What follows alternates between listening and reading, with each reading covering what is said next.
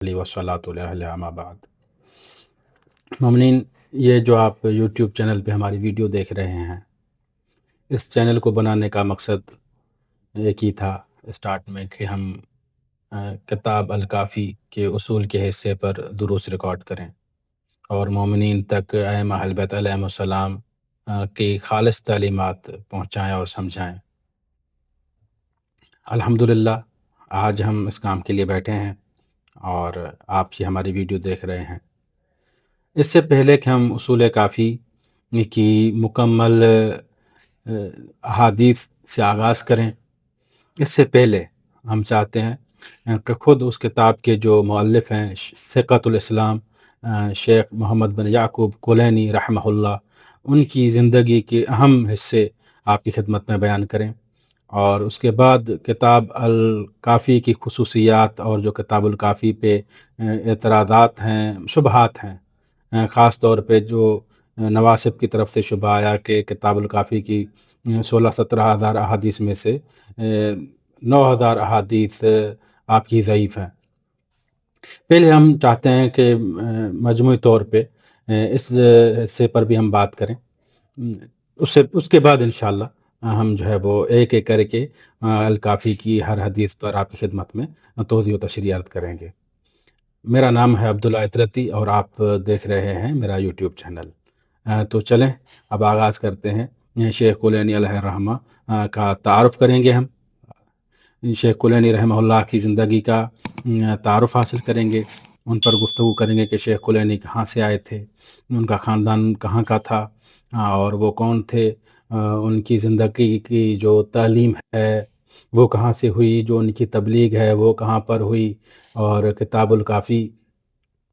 جو انہوں نے تعلیم فرمائی وہ کتنے عرصے میں تعلیم فرمائی، اور کتاب الکافی کا جو انہوں نے منہج رکھا، جو انہوں نے اصول الکافی کو جو ترتیب رکھی، وہ کون سی چیزوں کو اپنے ذہن میں رکھ کے ترتیب رکھی انہوں نے، اور کس طرح انہوں نے اس کتاب الکافی کو ترتیب دیا، اور ہم آج کتاب الکافی سے کس طرح استفادہ حاصل کر سکتے ہیں۔ سب سے پہلے جو سوال آتا ہے کہ شیخ کلینی رحمہ اللہ کا خاندان عرب تھا یا فارسی تھا؟ تو مومنین، جو زمانہ شیخ کلینی کا ہے 2 ہجری کا، یعنی 3 ہجری اور 4 ہجری کے درمیان میں، تو یہ وہ زمانہ ہے جس میں فارس زیادہ تر مسلمان تو ہوئے تھے لیکن شیعہ نہیں تھے۔ خاص طور پہ جو رے شیخ کلینی کا جو شہر ہے اور کلین جو ان کا گاؤں ہے، وہ ہو سکتا ہے کہ کلین شیعوں کا گاؤں ہو، لیکن رے جو تہران آج ان کا جدید نام ہے، وہاں پر شیعہ تو نہیں تھے رہتے، فارسی جو تھے وہ شیعہ نہیں تھے اس وقت۔ مجھے حیرت ہوئی جب میں نے دارالحدیث اصول کافی کو جو شائع کرنے والا ایک ادارہ ہے، انہوں نے مقدمے میں لکھا کہ شاہ عبدالعظیم رحمہ اللہ، جن کا بہت بڑا مزار ہے تہران میں، ان کی زندگی میں کسی کو معلوم نہیں تھا کہ وہ شیعہ ہیں، یعنی وہاں رہنے والے شیعوں کو بھی معلوم نہیں تھا،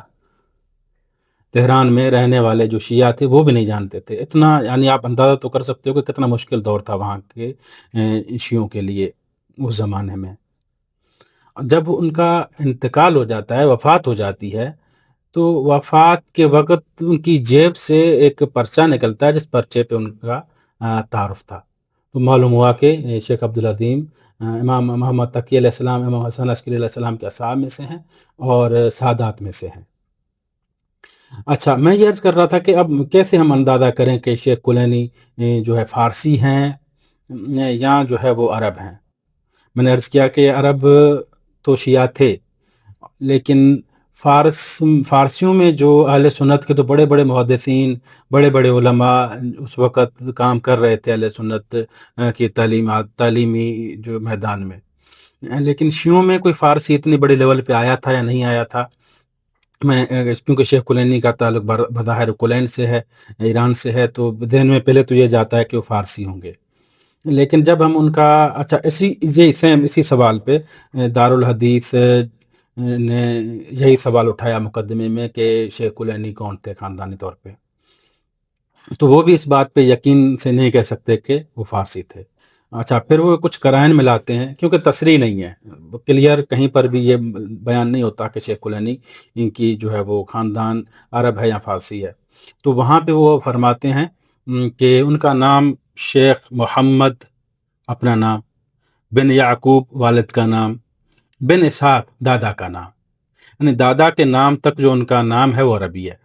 جبکہ ہم دیکھ رہے ہیں کہ اہل سنت کے جو دیگر محدثین ہیں ان کے آبا و اجداد کے نام پر جب ہم جاتے ہیں تو وہاں عربی ٹچ نہیں ہے، وہاں فارسی جو ہے وہ طریقہ کار نام کا ملتا ہے، تو یہ بڑا ایک قرینہ ہو جاتا ہے کہ شیخ کلینی رحمہ اللہ خاندانی طور پہ عرب ہوں گے، فارسی نہیں ہوں گے۔ چلے یہ بات ہمارے لیے اہم نہیں ہے، ہم صرف ان کے تعارف پہ بات کر رہے ہیں، کیونکہ وہ جو دور تھا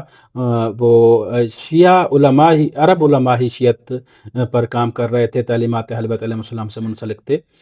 غیر عرب نہیں ہوتے تھے۔ یہ ایک بڑا اہم نقطہ تھا جو ہم نے شیخ کلینی رحمہ اللہ کی زندگی کے بارے میں آپ کی خدمت میں عرض کیا۔ اب آتے ہیں کہ شیخ کلینی رحمہ اللہ کا جو خاندان ہے، عجیب بات ہوتی ہے کہ نواسب ایک تو ہماری کتابوں کا مطالعہ نہیں کرتے ہیں،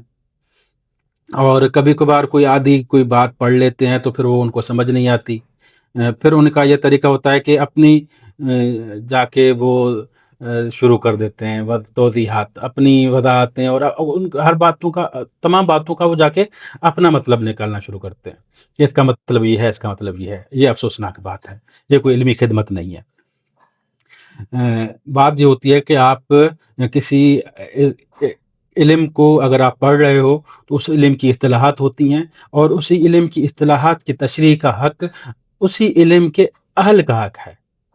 جو اس علم کے ماہرین ہیں۔ اسی طرح ہر مسلک، ہر مکتب فکر کی اصطلاحات ہیں، زبان ہے اس کی اپنی، تو اسی زبان کی تشریح کا حق اسی مکتب فکر کے ماننے والوں کا ہے، نہ کہ کوئی اور مکتب فکر کا بندہ آئے اور ان کی اصطلاحوں کی تشریحات کرنے بیٹھ جائے۔ یہ بات میں اس لیے کر رہا ہوں کیونکہ جب ہم شیخ کلینی رحمہ اللہ کی زندگی پر بات کرتے ہیں تو نواز صاحب یہ کہتے ہیں کہ پتہ نہیں شیخ کلینی کون تھا، ہم تو بڑی بڑی کتابوں میں دیکھتے ہیں شیخ کلینی کا ذکر ہی نہیں ہے۔ جناب بعد میں پھر شیخ کلینی آ جاتے ہیں الکافی لے کر، اور اس میں 16-17 ہزار حدیثیں لکھی ہوئی ہیں۔ بھئی یہ کہاں سے آ گیا سب؟ یہ اندازہ ہوتا ہے کہ وہ ہماری کتابیں نہیں پڑھتے، نہ ان کو ہماری کتابوں کے بارے میں کوئی آئیڈیا بھی ہے۔ تو جناب شیخ کلینی رحمہ اللہ کے والد جناب یعقوب رحمہ اللہ ایک مشہور شخصیت تھے، فقیہ تھے، عالم تھے، اور ان کی مزار ابھی تک وہاں پہ رے میں کلین میں موجود ہے، جو مومنین وہاں زیارت کرنے جاتے ہیں۔ پھر ان کے ماموں شیخ کلینی رحمہ اللہ کے، وہ باقاعدہ مشہور شخصیت تھے، اور ان کو بھی سب جانتے تھے۔ ان کا نام احمد بن ابی نصر علان کلینی، مشہور شخصیت، محدثین میں تھے، شیعہ میں وہ شمار ہوتے ہیں، فقہاء میں، بڑا مشہور خاندان ہے ان کا شیخ کلینی کا۔ یعنی کوئی ایسی ڈھکی چھپی بات نہیں ہے، مسئلہ یہ ہے کہ آپ دیکھتے ہی نہیں ہو، آپ ہماری کتابیں پڑھتے ہی نہیں ہو، اچانک سے کوئی کتاب آپ کو ہاتھ لگ جاتی ہے، اس کا کوئی صفحہ پلٹایا آپ نے اور وہ آپ نے پڑھ لیا، تو ایسی باتیں۔ لیکن ہمارا مقصد ان کو سمجھانا نہیں ہے، ہم صرف اپنے مومنین کے لیے یہ ساری معلومات دینا چاہ رہے ہیں، جن کو محبت ہے، جن کی چاہت ہے، جن کی خواہش ہے۔ تو اس لیے میں ان لوگوں کے اعتراضات کو زیادہ تر میں اگنور کروں گا، اور ان کو میں زیادہ توجہ نہیں دوں گا، سوائے اس کے کہ اپنے مومنین کے لیے کوئی بات جاننا اہم ہو۔ جناب شیخ کلینی رحمہ اللہ کا نام تو میں نے عرض کیا کہ نام محمد ہے، کنیت ابو جعفر ہے، اور اتفاق سے ہمارے جو بھی محققین ہیں، کتب اربع کے جو محدثین ہیں، ان سب کا نام محمد ہے۔ اس لیے اصطلاح میں ہمارے علماء کہتے ہیں محمدون الثلاثہ، 3 محمد۔ تو مراد کون ہوتے ہیں؟ محمد بن یعقوب شیخ کلینی رحمہ اللہ، شیخ صدوق رحمہ اللہ، ان کا نام بھی محمد ہے، اور شیخ محمد بن حسن طوسی رحمہ اللہ، ان کا نام بھی جو ہے وہ محمد ہے۔ تو یہ ہمارے حدیث پر کام کرنے والے کتب اربع کے علماء کا نام محمد ہے، اللہ ان پر رحمت نازل فرمائے۔ شیخ کلینی کی کنیت ابو جعفر ہے، اور کہا جاتا ہے کہ تمام جو ہمارے محدثین ہیں تینوں محمدون ثلاثون، ان کی کنیت بھی ابو جعفر ہی ہے، ایک ہی کنیت ہے۔ اور شیخ کلینی کے جو القابات ہیں، سب سے اہم لقب جو ہے ان کا ثقۃ الاسلام۔ یہ ثقۃ الاسلام وہ لقب ہے جو سنی شیعہ تمام فقہا، یعنی یہ وہی میں عرض کر رہا ہوں کہ نواسب اگر اہل سنت کے علماء سے بھی کتابیں پڑھیں تب بھی ان کو پتہ چل جائے گا کہ شیخ کلینی رحمہ اللہ کا جو لقب ہے وہ ثقۃ الاسلام متفق لقب ہے، سنیوں کے بیچ میں بھی اور اہل تشیع کے درمیان بھی ثقۃ الاسلام۔ یعنی خالی اگر ثقۃ الاسلام کی لفظ بولی جائے تو اس سے مراد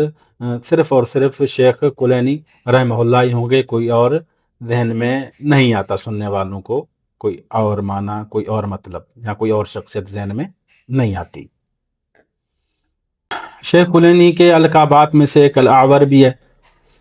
مطلب یہ وہ زندگی کے آخری حصے میں ایک آنکھ سے معذور بھی ہو گئے تھے، تو اس لیے ان کا ایک لقب اعور بھی بیان کیا جاتا ہے۔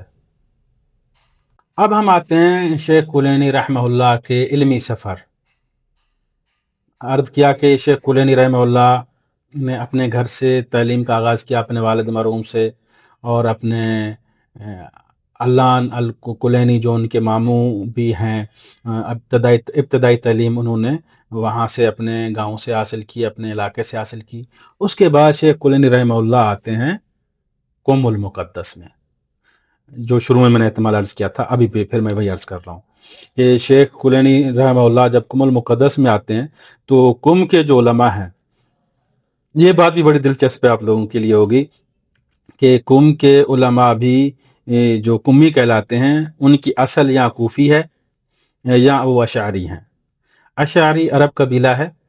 ہمارے استاد بتاتے تھے نجف اشرف میں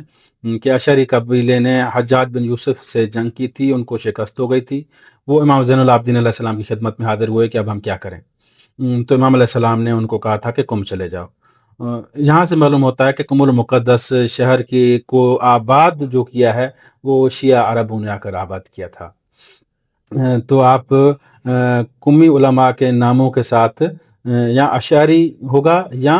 قمی ہوگا یا کوفی ہوگا، تو یہ اصل میں مطلب آئے ہوئے عرب ہیں۔ میں نے عرض کیا نا کہ جو خود جو ایران میں جو فارسی شیعہ ہوتے تھے وہ وہاں کے پیدائشی شیعہ نہیں تھے، وہ عرب ممالک سے، عراق سے آئے ہوئے ایرانی ہوتے تھے، فارسی ہوتے تھے، جو امیر المومنین کے ساتھ صحبت میں رہ کے شیعہ ہوئے تھے، وہ جو جب ایران واپس آتے تھے تو وہ شیعہ ہوتے تھے۔ مومنین، شیخ کلینی رحمہ اللہ کا جو عرصہ ہے وہ غیبت صغرا کا عرصہ ہے۔ جس وقت شیخ کلینی رحمہ اللہ کی ولادت ہوتی ہے تو وہ غیبت صغرا کے آغاز کا وقت ہوتا ہے۔ شیخ کلینی رحمہ اللہ غیبت صغرا کے زمانے میں جو ناحیہ مقدسہ امام زمانہ عجل اللہ تعالی فرجہ شریف کے جو سفیر ہوتے تھے ان کے ہم اثر ہیں، جن میں ابو عمر عثمان بن سعید الاسدی، ابو جعفر محمد بن عثمان، شیخ ابو القاسم حسین بن روح النوبختی، شیخ ابو الحسن علی بن محمد السمری، ان چاروں کے شیخ کلینی رحمہ اللہ ہم اثر ہیں۔ لیکن حیرت کی بات ہے کہ شیخ کلینی کی ان چاروں سے ملاقات ثابت نہیں ہوئی، اس لیے شیخ کلینی رحمہ اللہ جب بھی ان چاروں سے اگر کوئی روایت کرتے ہیں تو وہ بالواسطہ روایت ہوتی ہے، ان سے ملاقات نہیں ہوئی۔ لیکن اب شیخ کلینی رحمہ اللہ کی جو تعلیم ہے وہ کہاں سے ہوئی؟ قم سے ہوئی، اور جو قم کے اساتذہ ہیں شیخ کلینی کے، وہ آپ جب جانیں گے تو آپ کو بڑا دلچسپ لگے گا کہ وہ بہت بڑی شیعوں کی بہت بڑی شخصیات ہیں اور بہت بڑے پائے کے عالم ہیں۔ ان کا تعارف بھی ہم آپ کی خدمت میں عرض کرتے ہیں تاکہ اندازہ ہو کہ کیونکہ ہم کتاب کافی کی طرف جا رہے ہیں، تاکہ ہمیں اندازہ ہو کہ شیخ کلینی رحمہ اللہ نے کتنا بڑا عظیم سفر طے کر کے کتاب الکافی کو مرتب کیا ہے۔ مومنین، سب سے زیادہ جو جس شیخ سے، جس استاد سے شیخ کلینی رحمہ اللہ نے روایت لی ہیں وہ ہیں شیخ علی بن ابراہیم بن ہاشم قمی الکوفی۔ یہ وہی شخصیت ہیں جو تفسیر القمی کے مؤلف بھی ہیں۔ اس وقت جو ہمارے پاس تفسیر القمی موجود ہے،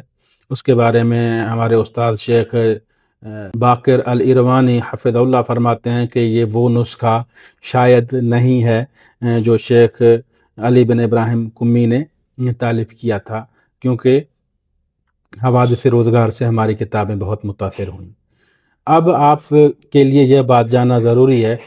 کہ شیخ علی بن ابراہیم قمی سے شیخ کولینی رحمہ اللہ نے کتاب الکافی میں کتنی روایات لی ہیں۔ تو ان کی تعداد بمطابق شیخ عروانی حفظہ اللہ کے 4557 روایتیں ہیں۔ اور دوسرے نمبر پہ جو شیخ کلینی کے استاد ہیں جن سے سب سے زیادہ روایتیں لی گئی ہیں دوسرے نمبر پر، وہ ہیں شیخ محمد بن یحییٰ العطار الاشعری،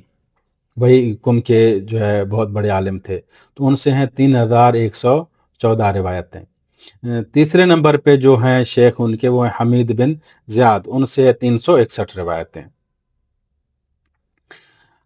لیکن ان سے روایات کی تعداد کم ہے۔ ان سے زیادہ جو روایات ہیں وہ ہیں شیخ احمد بن ادریس ابو علی اشعری کی، ان سے 120 مقامات پر روایتیں ہیں اور 683 روایتیں ہیں۔ اب ظاہر ہے کہ ہم شیخ کلینی کے اساتذہ کی جو تعداد ہے وہ 30 سے زیادہ ہے، ہم ہر ایک پر تو بات نہیں کر سکتے، ہم صرف اہم جو شیخ کے اساتذہ ہیں ان کی بات کر رہے ہیں۔ اچھا، ان میں سے کچھ ایسے ہیں شیوخ شیخ کلینی رحمہ اللہ کے جن کی سیرت، جن کے حوال بعد کے علماء کو نہیں مل سکے، تو اس لیے وہ کہتے ہیں کہ وہ مجہول الحال ہیں۔ اچھا، مجہول کا مطلب یہ ہے کہ ہمیں کچھ نہیں معلوم کہ وہ کون ہیں، ہم ان کو قابل اعتماد کہہ سکتے ہیں یا قابل اعتماد نہیں کہہ سکتے۔ یہ ایک احتیاط ہوتی ہے علماء کی کہ بھائی جو ہم سلسلے میں جو نام آئے ہیں جن سے روایت لی جا رہی ہے، ضروری ہے کہ ان کا کوئی ہمارے پاس تعارف ہو، تاکہ اس تعارف کی بنیاد پر ہم فیصلہ کر سکیں کہ ہم ان کی روایت لیں گے، قبول کریں گے، یا ہم ان کی روایت قبول نہیں کریں گے۔ اب یہاں پہ وقت مناسب ہے کہ میں عرض کروں کہ شیخ کلینی رحمہ اللہ کے الکافی پر جو اعتراض ہوتا ہے کہ یہ کتاب، اس کی روایتیں 60% ضعیف ہیں، یہ اعتراض نواسب کی طرف سے ہے۔ ایک لسٹ آتی ہے، جس لسٹ میں یہ بتایا جاتا ہے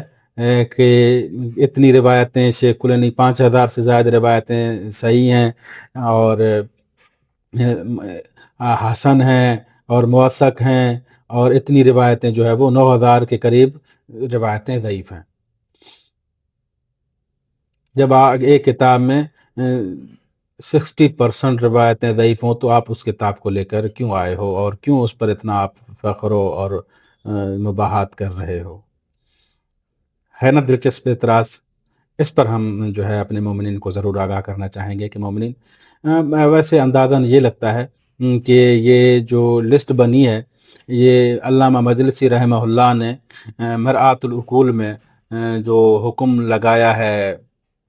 روایات کے آخر میں کہ صحیح ہے، حسن ہے، مجہول ہے، ضعیف ہے، اس بنیاد پر یہ حکم، یہ لسٹ بنائی گئی ہے۔ لیکن اب ہم آتے ہیں کہ اس لسٹ کی اہمیت کتنی ہے۔ یہ لسٹ دراصل علم الرجال کی بنیاد پر بنائی گئی ہے، اور یہ علم الرجال شیخ کلینی رحمہ اللہ کی زندگی سے کئی سو سال بعد میں مرتب ہوا اور وجود میں آیا۔ سب سے پہلے تو ہم یہ عرض کریں گے کہ جو علم خود شیخ کلینی رحمہ اللہ کی زندگی میں نہیں تھا اور کئی سو سال بعد میں وجود میں آیا، اس علم کی بنیاد پر آپ کس طرح ایک کتاب کے بارے میں حکم لگاتے ہیں کہ یہ آدھے سے زیادہ ضعیف ہے یا آدھے سے زیادہ کمزور ہے؟ یہ تو پہلی بات ہو گئی۔ اب میں خود جو ہے علم رجال کا مخالف تو نہیں ہوں، لیکن میں چند باتیں آپ کی خدمت میں عرض کرنا چاہتا ہوں کہ علم رجال ایک سبجیکٹ ہے، کہ علم ہے، اس سے فائدہ اٹھانا چاہیے، یہ اچھی بات ہے۔ لیکن علم رجال کی حقیقت آپ اس جملے سے سمجھ جائیں گے، آپ کے لیے واضح ہو جائے گی۔ دیکھیں، مخالف نہیں ہوں، میں عرض کر رہا ہوں کہ غلط فہمی نہ ہو۔ مخالف نہیں ہوں، لیکن علم رجال کے اس ایک جملے سے آپ میری جو ہے بات سمجھ جائیں گے کہ کتنی اہمیت ہے، کہ جب کسی کتاب میں، کسی مکتب فکر کی کتاب میں ایک روایت علم رجال کی تمام قواعد و ضوابط کے مطابق صحیح قرار پاتی ہے، لیکن وہ روایت اسی مکتب فکر کی مائنڈ سیٹ کے مخالف اگر ہو، عام مثال جو صحیح بخاری میں روایت ہے کہ جناب سیدہ سلام اللہ علیہ اپنی زندگی کے وفات تک، شہادت تک کسی شخصیت سے وہ ناراض رہیں اور ان سے بات چیت نہیں کی، یہ صحیح بخاری کی روایت ہے، اور بالکل 100% علم الرجال کے قواعد کے مطابق اسی مکتب فکر کو اس روایت کو ماننے کا پابند ہونا چاہیے، لیکن وہ کیوں نہیں مانتے؟ کیونکہ یہ روایت ان کے مائنڈ سیٹ سے سازگار نہیں ہے، اس لیے وہ اس روایت کو نہیں مانتے۔ تو یہاں میرے لیے یہ کہنا آسان ہو جاتا ہے اور واضح ہو جاتا ہے کہ پھر اس علم کی آپ کتنی اہمیت کے قائل ہو، کہ جس کے 100% شرائط پر آپ کو ایک روایت ملی ہے، مگر کیونکہ آپ کے مائنڈ سیٹ کے خلاف ہے تو آپ اس کو قبول نہیں کر رہے ہو۔ تو پھر میں کیا کہہ سکتا ہوں کہ اصل چیز مائنڈ سیٹ ہے۔ اصل چیز کیا ہے؟ Mindset. مطلب پہلا قاعدہ جو ہے آپ کا، وہ مائنڈ سیٹ کا ہونا چاہیے، کہ مائنڈ سیٹ، جو روایت ہماری مائنڈ سیٹ کے موافق ہوگی ہم وہ قبول کریں گے، جو ہماری مائنڈ سیٹ کے خلاف ہوگی وہ ہم قبول نہیں کریں گے۔ تو علم رجال کا بیچارے کا اتنا برا حال ہے، اور اس میں اتنی ٹیکنیک ہے کہ اگر آپ کسی بات کو نہیں قبول کرنا چاہیں گے تو آپ کے پاس 10 کیا 100 صورتیں نکل آئیں گی، 100 بہانے نکل آئیں گے، آپ اس روایت سے جان چھڑا سکتے ہو، کیونکہ وہ آپ کے مائنڈ سیٹ کے خلاف ہے۔ اچھا، اگر کوئی روایت آپ کے مائنڈ سیٹ کے موافق ہے مگر علم رجال کے قواعد آپ کو بظاہر اجازت نہیں دے رہے کہ آپ اس پر عمل کر سکو، تو پھر بھی علم رجال سے آپ کو کئی ایسی صورتیں، کئی ایسی چالاکیاں مل سکتی ہیں کہ آپ اس روایت کو آپ کے قواعد کے مطابق نہ ہونے کے باوجود لا کے آپ اس سے اپنی جو ہے وہ بات آگے جاری رکھ سکیں گے۔ تو یہ تو علم رجال کا حال ہوا۔ لیکن اب میں آتا ہوں اپنی موضوع کی طرف، الکتاب الکافی کی واقعی 9000 روایتیں ضعیف ہیں۔ تو ضعیف کا مطلب یہاں پہ کیا ہوا؟ اور شیخ کلینی رحمہ اللہ نے جو مقدمے میں وضاحت فرمائی ہے اس سے مراد کیا ہے؟ تو اس سوال اور جواب کو ہم رکھتے ہیں اگلی ویڈیو کے بارے میں، جس کا موضوع ہوگا کہ کتاب الکافی شیخ کلینی کی نظر میں۔ اور یہاں پر ہم آج کی گفتگو کو، تاکہ ہماری ویڈیو زیادہ لمبی نہ ہو جائے، روک رہے ہیں۔ اگر یہ گفتگو آپ کو پسند آئی ہو تو آپ مومنین تک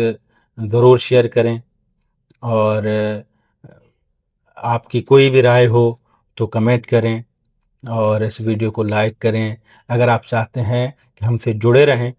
تو آپ چینل کو سبسکرائب کر لیں، تاکہ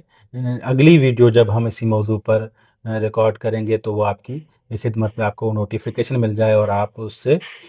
آپ سے مس نہ ہو۔ اور ہم کوشش کریں گے انشاءاللہ کہ ہفتے میں ایک مرتبہ ضرور ہم کتاب الکافی کی متعلق ایک ویڈیو ریکارڈ کریں، اور